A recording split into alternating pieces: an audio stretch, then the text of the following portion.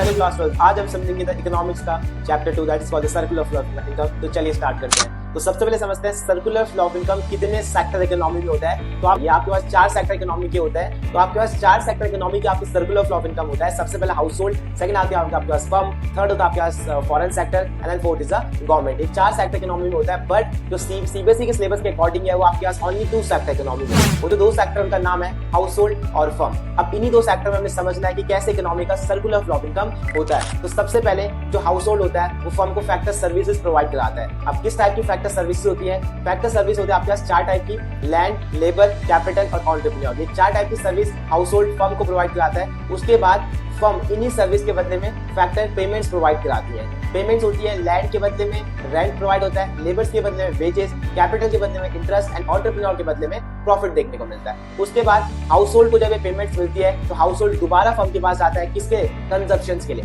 अब कंजप्शन के लिए जाएगा तो फर्म क्या प्रोवाइड कराएगा उसको? Goods and services. तो स्टेप्स में क्या होता है? Circular flow of income 2 sector economy में कंप्लीट होता है। ऐसी मोर इंटरेस्टिंग वीडियोस के लिए फॉलो कर ले पुरानी ट्यूशन क्लासेस को और सब्सक्राइब भी कर ले। Thank you so much.